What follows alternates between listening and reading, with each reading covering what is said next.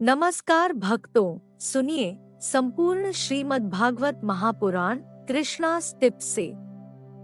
ओम नमो भगवते वासुदेवाय। संपूर्ण श्रीमद् भागवत महापुराण पंचम स्कंद अध्याय 11 से लेकर अध्याय 15 तक। संपूर्ण श्रीमद् भागवत महापुराण पंचम स्कंद 11वां अध्याय। राजा रहुगण को भरत जी का उपदेश। जड़ भरत ने कहा, राजन, तुम अज्ञानी होने पर भी पंडितों के समान ऊपर ऊपर की तर्क वितर्क युक्त बात कह रहे हो, इसलिए श्रेष्ठ ज्ञानियों में तुम्हारी गणना नहीं हो सकती।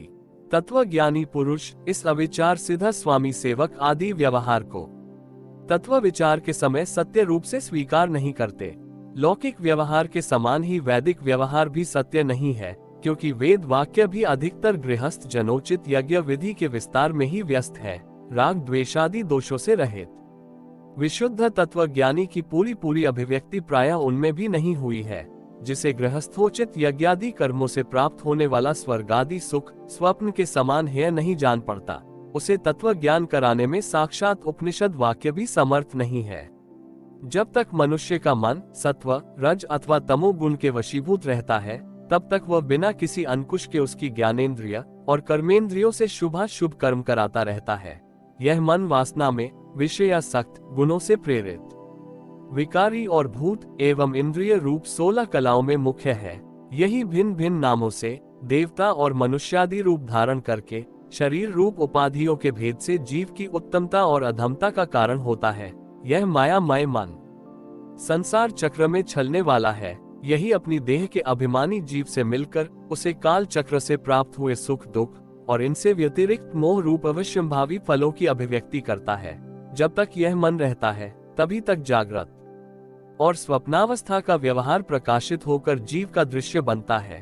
इसलिए पंडित जन मन को ही त्रिगुणमय अधम संसार का और गुणातीत परमोत्कृष्ट मोक्ष पद का कारण बताते हैं। विषयासक्त मन जीव को संसार संकट में डाल देता है। विषयहीन होने पर वही उसे शांतिमय मोक्ष पद प्राप्त करा देता है। जिस प्रकार घी से भीगी हुई बत्ती को खाने वाले दीपक से तो धुएं वाली शिखा निकलती रहती है, और जब घी समाप्त हो जाता है वह भी शांत हो जाती है, उसी प्रकार विषय और कर्मों से आसक्त हुआ मन तरह तरह की वृत्तियों का आश्रय लिए रहता है, और इनसे मुक्त होने पर वह अपने तत्व में लीन हो जाता है। वीर वर 5 कर्मेंद्रिय 5 ज्ञानेंद्रिय और 1 अहंकार, ये 11 मन की वृत्तियां हैं, तथा 5 प्रकार के कर्म, 5 तन्मात्र और 1 शरीर, ये 11 उनके आधारभूत विषय कहे जाते हैं। गंध रूप स्पर्श रस और शब्द, ये 5 ज्ञानेंद्रियों के विषय हैं। मलत्याग संभोग गमन भाषण और लेना देना आदि व्यापार, ये 5 कर्मेंद्रियों के विषय हैं। तथा शरीर को यह मेरा है इस प्रकार स्वीकार करना अहंकार का विषय है। कुछ लोग अहंकार को मन की 12वीं वृत्ति और उसके आश्रय शरीर को 12वां विषय मानते हैं। ये मन की 11 वृत्तियां द्रव्य विषय स्वभाव आशय संस्कार कर्म और काल के द्वारा सैकड़ों हजारों और करोड़ों भेदों में परिणत हो जाती हैं, किंतु इनकी सत्ता क्षेत्रज्ञ आत्मा की सत्ता से ही है, स्वतः या परस्पर मिलकर नहीं है। ऐसा होने पर भी मन से क्षेत्रज्ञ का कोई संबंध नहीं है। ये तो जीव की ही माया निर्मित उपाधि है। ये प्रायः संसार बंधन में डालने वाले अविशुद्ध कर्मों में ही प्रवृत्त रहता है। इसकी उपर्युक्त वृत्तियां प्रवाह रूप से नित्य ही रहती हैं। जागृत और स्वप्न के समय वे प्रकट हो जाती हैं और सुषुप्ति में छिप जाती हैं। इन दोनों ही अवस्थाओं में क्षेत्रज्ञ जो विशुद्ध चिन्मात्र है, मन की इन वृत्तियों को साक्षी रूप से देखता रहता है। ये क्षेत्रज्ञ परमात्मा सर्वव्यापक जगत का आदिकारण परिपूर्ण अप्रोक्ष स्वयं प्रकाश अजन्मा ब्रह्मादि का भी नियंता और अपने अधीन रहने वाले माया के द्वारा सबके अंतःकरणों में रहकर जीवों को प्रेरित करने वाला समस्त भूतों का आश्रय रूप भगवान वासुदेव है। जिस प्रकार वायु संपूर्ण स्थावर जंगम प्राणियों में प्राण रूप से प्रविष्ट होकर उन्हें प्रेरित करती है, उसी प्रकार वह परमेश्वर भगवान वासुदेव सर्व साक्षी आत्मस्वरूप से इस संपूर्ण प्रपंच में ओतप्रोत है। राजन, जब तक मनुष्य ज्ञानोदय के द्वारा इस माया का तिरस्कार कर सबकी आसक्ति छोड़कर तथा काम क्रोधादि 6 शत्रुओं को जीतकर आत्मा तत्व को नहीं जान लेता, और जब तक वह आत्मा के उपाधि रूप मन को संसार दुख का क्षेत्र नहीं समझता, तब तक वो इस लोक में यूं ही भटकता रहता है, क्योंकि चित्त उसके शोक, मोह, रोग, लोभ और वैर आदि के संस्कार तथा ममता की वृद्धि करता रहता है। यह मन ही तुम्हारा बड़ा बलवान शत्रु है। तुम्हारी उपेक्षा करने से इसकी शक्ति और भी बढ़ गई है। ये यद्यपि स्वयं तो सर्वथा मिथ्या है, तथापि इसने तुम्हारे आत्मस्वरूप को आच्छादित कर रखा है। इसलिए तुम सावधान होकर श्री गुरु और हरि के चरणों की उपासना के अस्त्र से इसे मार डालो। संपूर्ण श्रीमद्भागवत महापुराण, पंचम स्कंद, 12वां अध्याय। रहुगण का प्रश्न और भरत जी का समाधान। राजा रहुगण ने कहा, भगवान, मैं आपको नमस्कार करता हूँ। आपने जगत का उद्धार करने के लिए ही ये देह धारण की है। योगेश्वर, अपने परमानंदमय स्वरूप का अनुभव करके आप इस स्थूल शरीर से उदासीन हो गए हैं तथा एक जड़ ब्राह्मण के वेश से अपने नित्य ज्ञानमय स्वरूप को जन साधारण की दृष्टि से ओझल किए हुए हैं। मैं आपको बार बार नमस्कार करता हूँ। ब्रह्मा, जिस प्रकार ज्वर से पीड़ित रोगी के लिए मीठी औषधि और धूप से तपे हुए पुरुष के लिए शीतल जल अमृत तुल्य होता है, उसी प्रकार मेरे लिए, जिसकी विवेक बुद्धि को देहाभिमान रूप विषैले सर्प ने डस लिया है, आपके वचन अमृतमय औषधि के समान है। देव, मैं आपसे अपने संशयों की निवृत्ति तो पीछे कराऊंगा। पहले तो इस समय आपने जो अध्यात्म योगमय उपदेश दिया है उसी को सरल करके समझाइए। उसे समझने की मुझे बड़ी उत्कंठा है। योगेश्वर, आपने जो ये कहा कि भार उठाने की क्रिया तथा उससे जो श्रम फल होता है, वे दोनों ही प्रत्यक्ष होने पर भी केवल व्यवहार मूल के ही हैं, वास्तव में सत्य नहीं है। वे तत्व विचार के सामने कुछ भी नहीं ठहरते। सो इस विषय में मेरा मन चक्कर खा रहा है। आपके इस कथन का मर्म मेरी समझ में नहीं आ रहा है। जड़ भरत ने कहा, पृथ्वीप्ते, ये देह पृथ्वी का विकार है। पाषाणादि से इसका क्या भेद है? जब ये किसी कारण से पृथ्वी पर चलने लगता है तब इसके भारवाही आदि नाम पड़ जाते हैं। इसके 2 चरण हैं, उनके ऊपर क्रमशः टखने, पिंडली, घुटने, जांघ, कमर, वक्षस्थल, गर्दन और कंधे आदि अंग हैं। कंधों के ऊपर लकड़ी की पालकी रखी हुई है, उसमें भी 100 वीर राज नाम का एक पार्थिव विकार ही है, जिसमें आत्मा बुद्धि रूप अभिमान करने से तुम, मैं सिंधु देश का राजा हूँ, इस प्रबल मद से अंधे हो रहे हो। किंतु इसी से तुम्हारी श्रेष्ठता सिद्ध नहीं होती। वास्तव में तो तुम बड़े क्रूर और धृष्ट ही हो। तुमने इन बेचारे दीन दुखिया कहारों को बेगार में पकड़कर पालकी में जोत रखा है और फिर महापुरुषों की सभा में बढ़ बढ़कर बातें बनाते हो कि मैं लोगों की रक्षा करने वाला हूँ। ये तुम्हें शोभा नहीं देता। हम देखते हैं कि संपूर्ण चराचर भूत सर्वदा पृथ्वी से ही उत्पन्न होते हैं और पृथ्वी में ही लीन होते हैं। अतः उनके क्रिया भेद के कारण जो अलग अलग नाम पड़ गए हैं, बताओ तो उनके सिवा व्यवहार का और क्या मूल है? इस प्रकार पृथ्वी शब्द का व्यवहार भी मिथ्या ही है, वास्तविक नहीं है, क्योंकि यह अपने उपादान कारण सूक्ष्म परमाणुओं में लीन हो जाती है और जिनके मिलने से पृथ्वी रूप कार्य की सिद्धि होती है, वे परमाणु अविद्यावश मन से ही कल्पना किए हुए हैं। वास्तव में उनकी भी सत्ता नहीं है। इसी प्रकार और भी जो कुछ पतला मोटा, छोटा बड़ा, कार्य कारण तथा चेतन और अचेतन आदि गुणों से युक्त द्वैत प्रपंच है, उसे भी द्रव्य, स्वभाव, आशय, काल और कर्म आदि नामों वाली भगवान की माया का ही कार्य समझो। विशुद्ध परमार्थ रूप, अद्वितीय तथा भीतर बाहर के भेद से रहित परिपूर्ण ज्ञान ही सत्य वस्तु है। वह सर्वांतवर्ती और सर्वथा निर्विकार है। उसी का नाम भगवान है और उसी को पंडित जन वासुदेव कहते हैं। रहुगण, महापुरुषों के चरणों की धूलि से अपने को नहलाए बिना केवल तप, यज्ञादि वैदिक कर्म, अन्नादि के दान, अतिथि सेवा, दीन सेवा आदि, गृहस्थोचित धर्मानुष्ठान, वेदाध्ययन अथवा जल, अग्नि या सूर्य की उपासना आदि किसी भी साधन से यह परमात्म ज्ञान प्राप्त नहीं हो सकता। इसका कारण ये है कि महापुरुषों के समाज में सदा पवित्र कीर्ति श्री हरि के गुणों की चर्चा होती रहती है, जिससे विषय वार्ता तो पास ही नहीं फटकने पाती। और जब भगवत कथा का नित्य प्रति सेवन किया जाता है तब वह मोक्षाकांक्षी पुरुष की शुद्ध बुद्धि को भगवान वासुदेव में लगा देती है।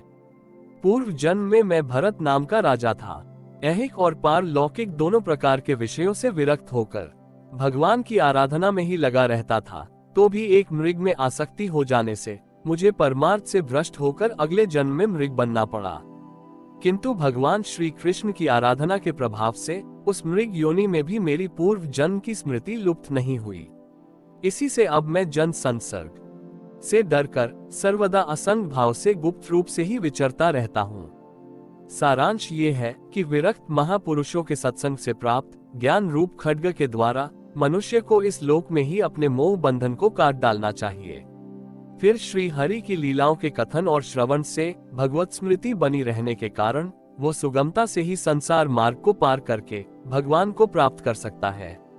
संपूर्ण श्रीमद्भागवत महापुराण पंचम स्कंद 13वां अध्याय भवाटवी का वर्णन और रहुगण का संशय नाश।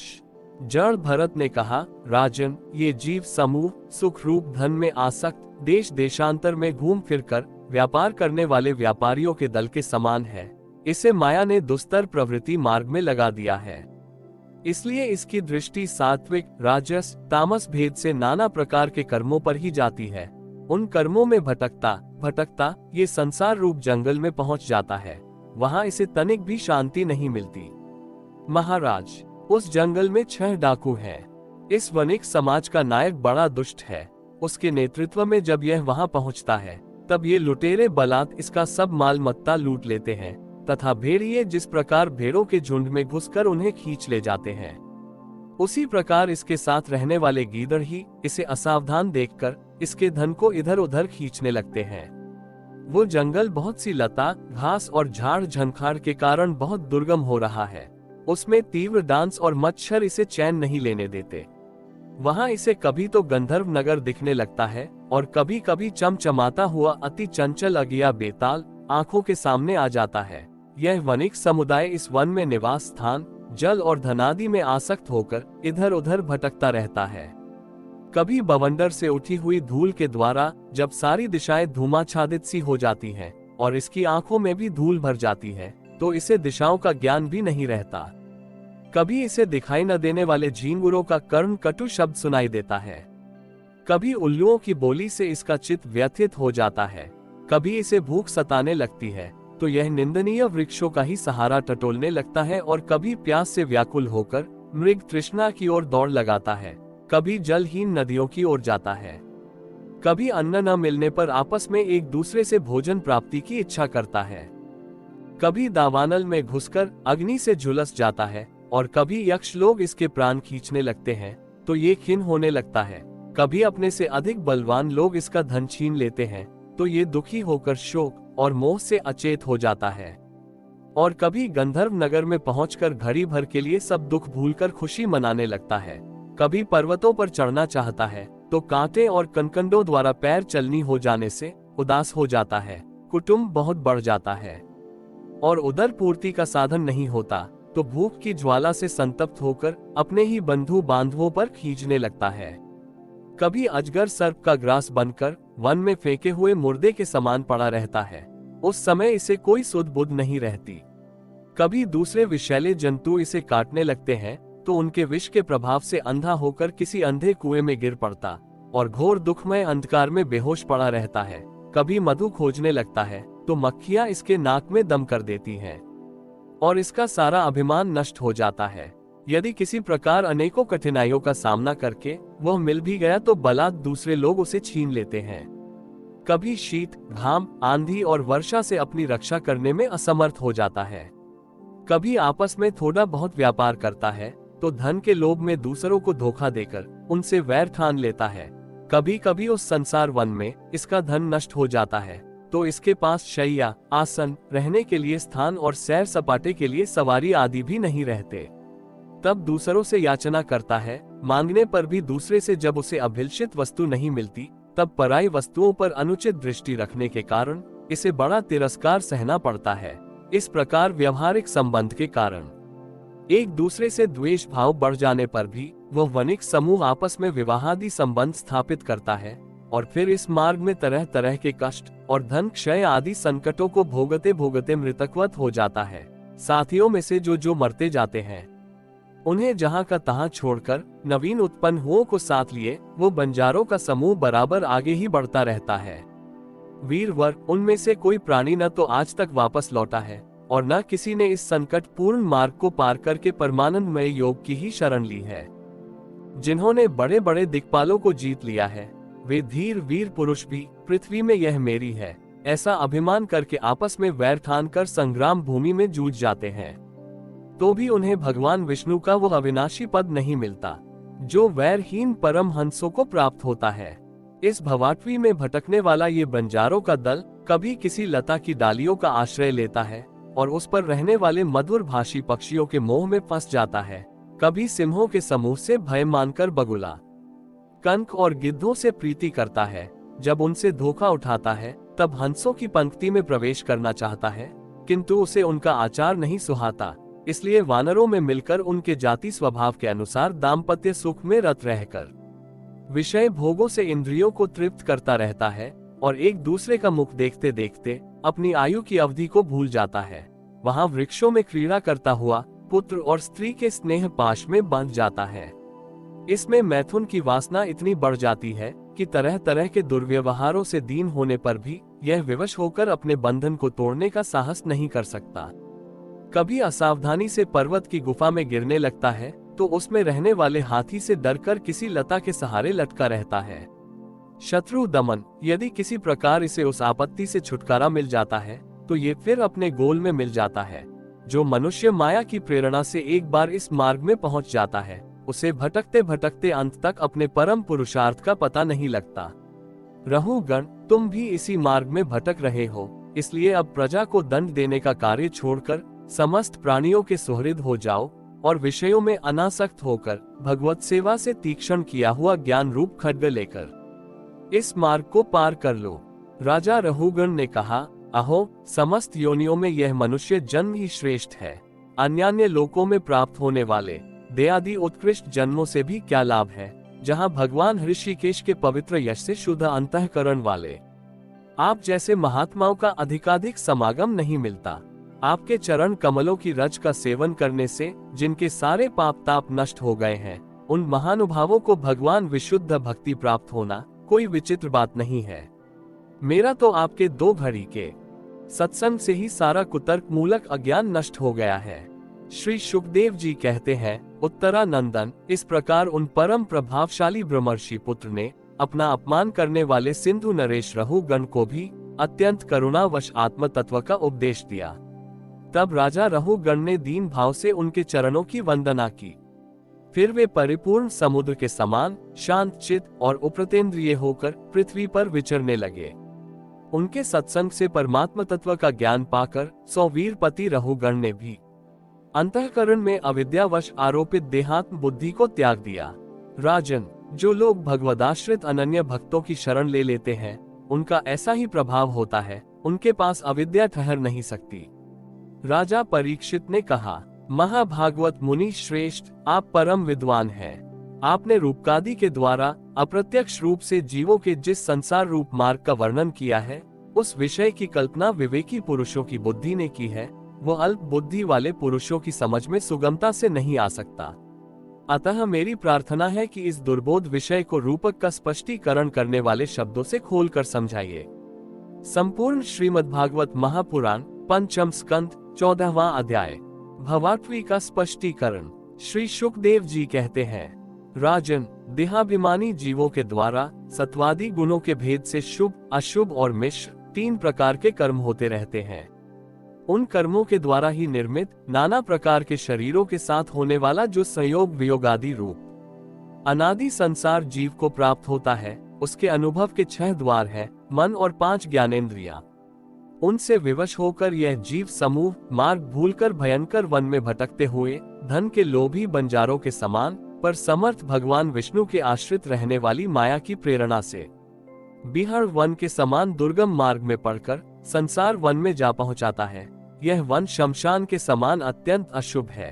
इसमें भटकते हुए उसे अपने शरीर से किए हुए कर्मों का फल भोगना पड़ता है। यहाँ अनेकों विघ्नों के कारण उसे अपने व्यापार में सफलता भी नहीं मिलती, तो भी यह उसके श्रम को शांत करने वाले श्री हरि एवं गुरु देव के चरणारविंद मकरंद मधु के रसिक भक्त भ्रमरों के मार्ग का अनुसरण नहीं करता।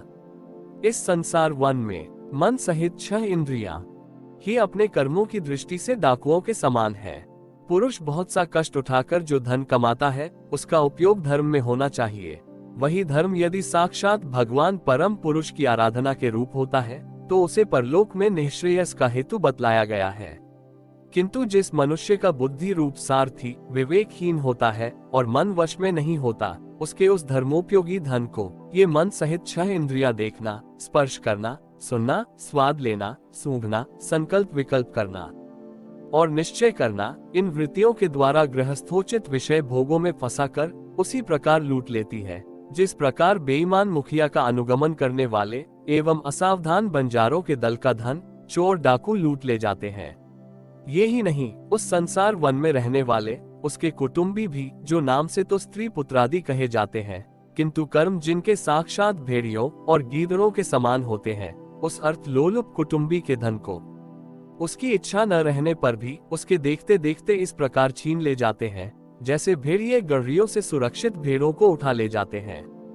जिस प्रकार यदि किसी खेत के बीजों को अग्नि द्वारा जला न दिया गया हो, तो प्रति वर्ष जोतने पर भी खेती का समय आने पर वो फिर झाड़ झंखाड़, लता और तृण आदि से गहन हो जाता है, उसी प्रकार यह गृहस्थाश्रम भी कर्म भूमि है। इसमें भी कर्मों का सर्वथा उच्छेद कभी नहीं होता, क्योंकि यह घर कामनाओं की पिटारी है।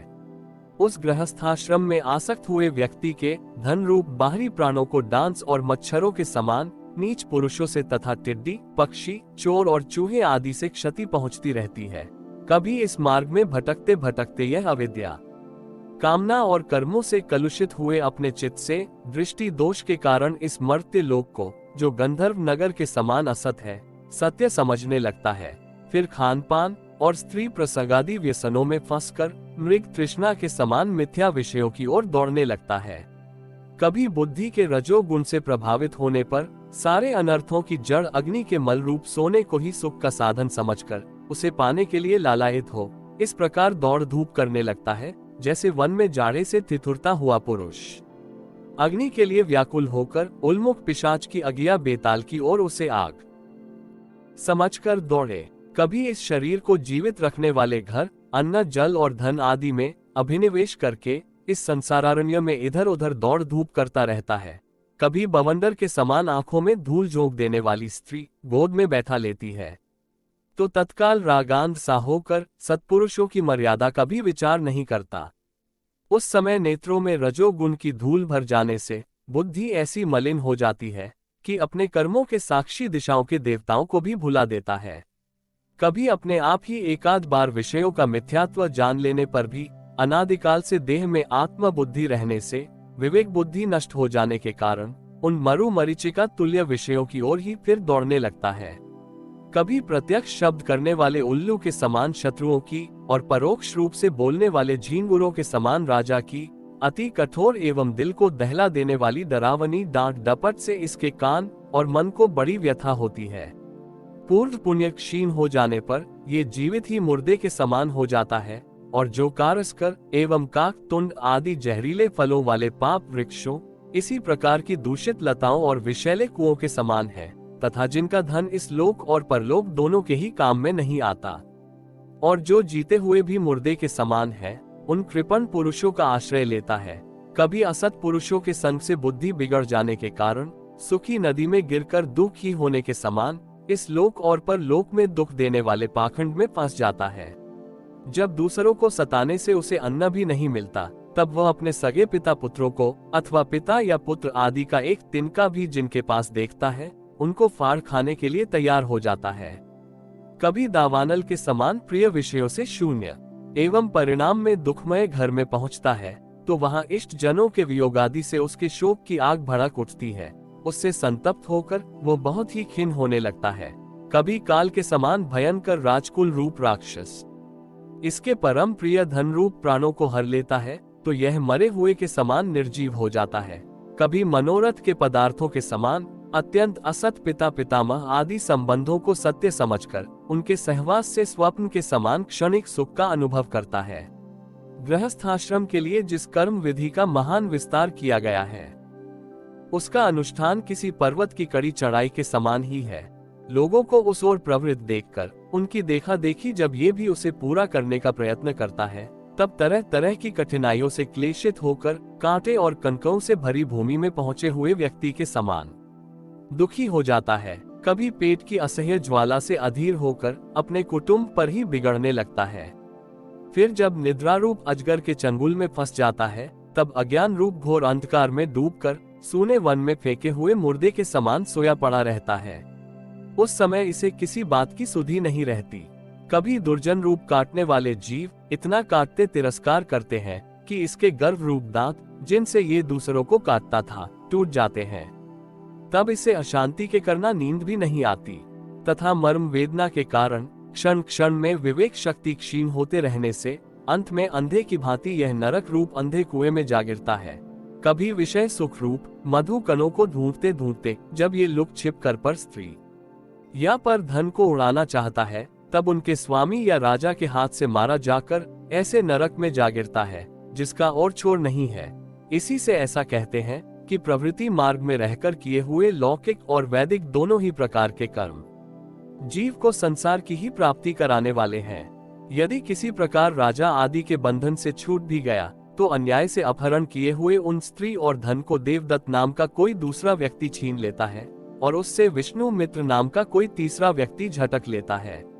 इस प्रकार वे भोग एक पुरुष से दूसरे पुरुष के पास जाते रहते हैं, एक स्थान पर नहीं ठहरते। कभी कभी शीत और वायु आदि अनेकों आदि दैविक, आदि भौतिक और आध्यात्मिक दुख की स्थितियों के निवारण करने में समर्थ न होने से यह अपार चिंताओं के कारण उदास हो जाता है। कभी परस्पर लेन देन का व्यवहार करते समय किसी दूसरे का थोड़ा सा दमड़ी भर अथवा इससे भी कम धन चुरा लेता है, तो इस बेईमानी के कारण उससे वैर ठन जाता है। राजन, इस मार्ग में पूर्वोक्त विघ्नों के अतिरिक्त सुख दुख, राग द्वेष, भय, अभिमान, प्रमाद, उन्माद, शोक, मोह, लोभ, मात्सर्य, ईर्ष्या, अपमान, क्षुधा, पिपासा आदि व्याधि, जन्म, जरा और मृत्यु आदि और भी अनेकों विघ्न हैं। इस विघ्न बहुल मार्ग में इस प्रकार भटकता हुआ ये जीव किसी समय देव माया रूपिणी स्त्री के बाहुपाश में पड़कर विवेकहीन हो जाता है। तब उसी के लिए विहार भवन आदि बनवाने की चिंता में ग्रस्त रहता है तथा उसी के आश्रित रहने वाले पुत्र पुत्री और अन्यान्य स्त्रियों के मीठे मीठे बोल, चितवन और चेष्टाओं में आसक्त होकर उन्हीं में चित फंस जाने से वह इंद्रियों का दास अपार अंधकार में नरकों में गिरता है। काल चक्र साक्षात भगवान विष्णु का आयुध है। वो परमाणु से लेकर द्विप्रार्ध पर्यंत क्षण घटी आदि अवयवों से युक्त है। वो निरंतर सावधान रहकर घूमता रहता है। जल्दी जल्दी बदलने वाली बाल्य, यौवन आदि अवस्थाएं ही उसका वेग है। उसके द्वारा वो ब्रह्मा से लेकर क्षुद्राति क्षुद्र तृण पर्यंत सभी भूतों का निरंतर संहार करता रहता है। कोई भी उसकी गति में बाधा नहीं डाल सकता। उससे भय मानकर भी जिनका ये काल चक्र निज आयुध है, उन साक्षात भगवान यज्ञ पुरुष की आराधना छोड़कर यह मंदमती मनुष्य पाखंडियों के चक्कर में पड़कर उनके कंक, गिद्ध, बगुला और बटेर के समान आर्य शास्त्र बहिष्कृत देवताओं का आश्रय लेता है, जिनका केवल वेद बाह्य अप्रामाणिक आगमों ने ही उल्लेख किया है। ये पाखंडी तो स्वयं ही धोखे में है, जब ये भी उनकी ठगाई में आकर दुखी होता है। तब ब्राह्मणों की शरण लेता है, किंतु उपनयन संस्कार के अनंतर श्रौत स्मायित कर्मों से भगवान यज्ञ पुरुष की आराधना करना आदि जो उनका शास्त्रोक्त आचार है, वह इसे अच्छा नहीं लगता। इसलिए वेदोक्त आचार के अनुकूल अपने में शुद्धि न होने के कारण ये कर्म शून्य शूद्र कुल में प्रवेश करता है, जिसका स्वभाव वानरों के समान केवल कुटुंब पोषण और स्त्री सेवन करना ही है। वहां बिना रोक टोक स्वच्छंद विहार करने से इसकी बुद्धि अत्यंत दीन हो जाती है और एक दूसरे का मुख देखना आदि विषय भोगों में फंसकर इसे अपने मृत्यु काल का भी स्मरण नहीं होता। वृक्षों के समान जिनका लौकिक सुख ही फल है, उन घरों में ही सुख मानकर वानरों की भांति स्त्री पुत्रादि में आसक्त होकर यह अपना सारा समय मैथुनादि विषय भोगों में ही बिता देता है। इस प्रकार प्रवृत्ति मार्ग में पड़कर सुख दुख भोगता हुआ ये जीव रोग रूपी गिरी गुहा में फंसकर उनमें रहने वाले मृत्यु रूप हाथी से डरता रहता है।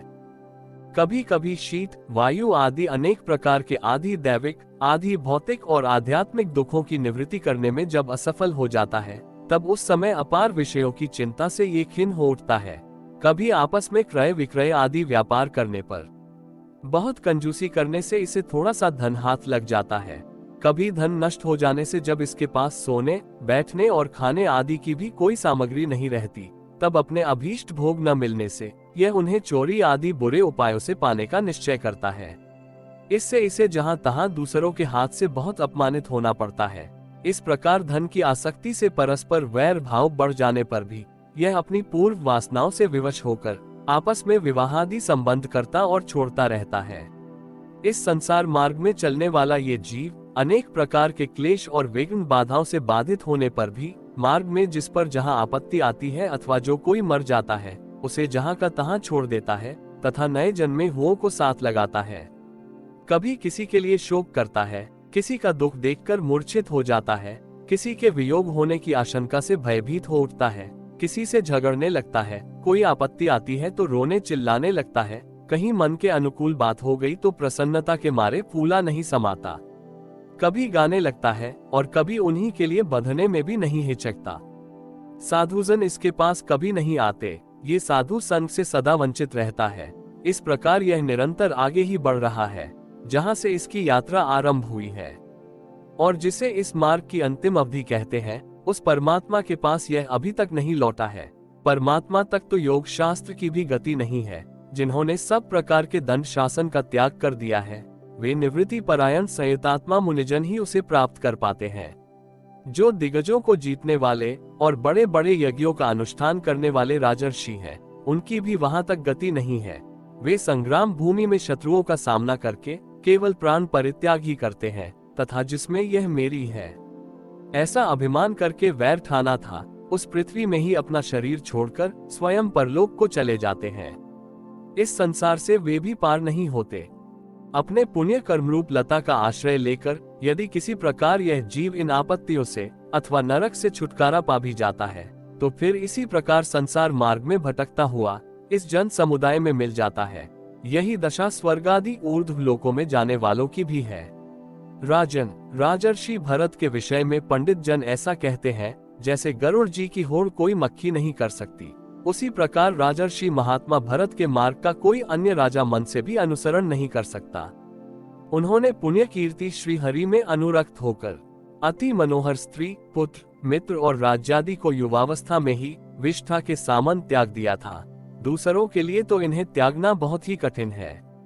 उन्होंने अति दुस्त्यज पृथ्वी, पुत्र, स्वजन, संपत्ति और स्त्री की, तथा जिसके लिए बड़े बड़े देवता भी लालायित रहते हैं, किंतु जो स्वयं उनकी दया दृष्टि के लिए उन पर दृष्टिपात करती रहती थी, उस लक्ष्मी की भी लेश मात्र इच्छा नहीं की। ये सब उनके लिए उचित ही था, क्योंकि जिन महानुभावों का चित्त भगवान मधुसूदन की सेवा में अनुरक्त हो गया है, उनकी दृष्टि में मोक्ष पद भी अत्यंत तुच्छ है। उन्होंने मृग शरीर छोड़ने की इच्छा होने पर उच्च स्वर से कहा था कि धर्म की रक्षा करने वाले, धर्मानुष्ठान में निपुण, योगगम्य, सांख्य के प्रतिपाद्य, प्रकृति के अधीश्वर, यज्ञ मूर्ति, सर्वांतर्यामी श्री हरि को नमस्कार है। राजन, राजर्षि भरत के पवित्र गुण और कर्मों की भक्त जन भी प्रशंसा करते हैं। उनका ये चरित्र बड़ा कल्याणकारी, आयु और धन की वृद्धि करने वाला, लोक में सुयश बढ़ाने वाला और अंत में स्वर्ग तथा मोक्ष की प्राप्ति कराने वाला है। जो पुरुष इसे सुनता या सुनाता है और इसका अभिनंदन करता है, उनकी सारी कामनाएं स्वयं ही पूर्ण हो जाती हैं। दूसरों से उसे कुछ भी नहीं मांगना पड़ता। संपूर्ण श्रीमद्भागवत महापुराण पंचम स्कंद 15वां अध्याय। भरत के वंश का वर्णन। श्री सुखदेव जी कहते हैं, राजन, भरत जी का पुत्र सुमति था। ये पहले कहा जा चुका है। उसने ऋषभ देव जी के मार्ग का अनुसरण किया। इसीलिए कलयुग में बहुत से पाखंडी, अनार्य पुरुष अपनी दुष्ट बुद्धि से वेद विरुद्ध कल्पना करके उसे देवता मानेंगे। उसकी पत्नी वृद्धसेना से देवताजित नामक पुत्र हुआ। देवताजित के असुरी के गर्भ से देवद्युन, देवद्युन के धेनुमती से परमेष्ठी और उसके सुवर्चला के गर्भ से प्रतीह नाम का पुत्र हुआ। इसने अन्य पुरुषों को आत्मविद्या का उपदेश कर स्वयं शुद्ध चित होकर परम पुरुष श्री नारायण का साक्षात अनुभव किया था। प्रतीह की भार्या सुवर्चला के गर्भ से प्रतिहर्ता, प्रस्तोता और उद्गाता नाम के 3 पुत्र हुए। ये यज्ञादि कर्मों में बहुत निपुण थे। इनमें प्रतिहर्ता की भार्या स्तुति थी। उसके गर्भ से अज और भूमा नाम के 2 पुत्र हुए। भूमा के ऋषि कुल्या से उद्गीत, उसके देव कुल्या से प्रस्ताव और प्रस्ताव के नियुत्सा के गर्भ से विभु नाम का पुत्र हुआ। विभु के रति के उदर से पृथुषेण, पृथुषेण के आकुति से नक्त और नक्त के द्रुति के गर्भ से उदार कीर्ति राजर्षि प्रवर गए का जन्म हुआ। ये जगत की रक्षा के लिए सत्व गुण को स्वीकार करने वाले साक्षात भगवान विष्णु के अंश माने जाते थे। संयम आदि अनेकों गुणों के कारण इनकी महापुरुषों में गणना की जाती है। महाराज गए ने प्रजा के पालन पोषण, रंजन, लाड़ चाव और शासनादि करके तथा तरह तरह के यज्ञों का अनुष्ठान करके निष्काम भाव से केवल भगवत प्रीति के लिए अपने धर्मों का आचरण किया। इससे उनके सभी कर्म सर्वश्रेष्ठ परम पुरुष परमात्मा श्री हरि के अर्पित होकर परमार्थ रूप बन गए थे।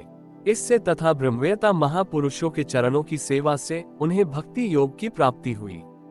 तब निरंतर भगवत चिंतन करके उन्होंने अपना चित्त शुद्ध किया और देहादि अनात्म वस्तुओं से अहम भाव हटाकर वे अपने आत्मा को ब्रह्म रूप अनुभव करने लगे। ये सब होने पर भी वे निरभिमान होकर पृथ्वी का पालन करते रहे। परीक्षित, प्राचीन इतिहास को जानने वाले महात्माओं ने राजर्षि गए के विषय में ये गाथा कही है। अहो, अपने कर्मों से महाराज गए की बराबरी और कौन राजा कर सकता है। वे साक्षात भगवान की कला ही थे। उन्हें छोड़कर और कौन इस प्रकार यज्ञों का विधिवत अनुष्ठान करने वाला, मनस्वी, बहुज्ञ, धर्म की रक्षा करने वाला, लक्ष्मी का प्रिय पात्र, साधु समाज का शिरोमणि और सत्पुरुषों का सच्चा सेवक हो सकता है। सत्य संकल्प वाली परम साध्वी श्रद्धा, मैत्री और दया आदि दक्ष कन्याओं ने गंगा आदि नदियों के सहित बड़ी प्रसन्नता से उनका अभिषेक किया था तथा उनकी इच्छा न होने पर भी वसुंधरा ने गौ जिस प्रकार बछड़े के स्नेह के पिन्हाकर दूध देती है, उसी प्रकार उनके गुणों पर रीछ कर प्रजा को धन रत्नादि सभी अभीष्ट पदार्थ दिए थे।